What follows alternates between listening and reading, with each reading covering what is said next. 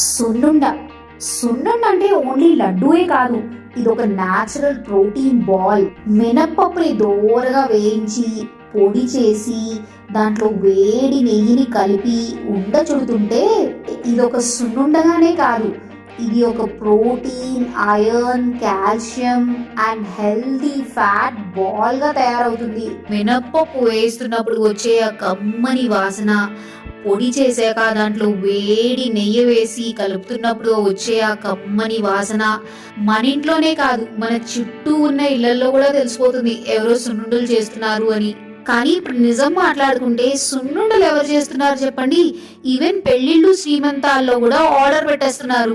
మన చిన్నప్పుడు సున్నుండ అనగానే మౌత్ వాటరింగ్ ఫీలింగ్, కానీ ఇప్పుడు పిల్లలకి దాని టేస్ట్ అసలు తెలుసా అనిపిస్తుంది. మన సున్నుండని ఏ వెస్టర్న్ స్వీట్ బీట్ చేయగలదు చెప్పండి? కానీ మన పిల్లలు మాత్రం డోనట్స్ అని, పేస్ట్రీస్ అని వాటి వెనకాలే పరిగెడుతూ ఉంటారు. మనం ఇంట్లో తరచుగా చేసి వాళ్ళకి టేస్ట్ చూపిస్తూ ఉంటేనే కదా వాళ్ళకి ఆ ప్రాసెస్ చూస్తూ క్యూరియాసిటీ పెరిగి దాని వాల్యూ తెలిసి దాని మీద ఇంట్రెస్ట్ పెరిగేది. మనలో ప్రాబ్లం ఏంటంటే పిండి వంటలు అనగానే మనం పెద్ద పెద్ద క్యానలతో లేకపోతే డబ్బాలతో ఊహించుకుంటాం.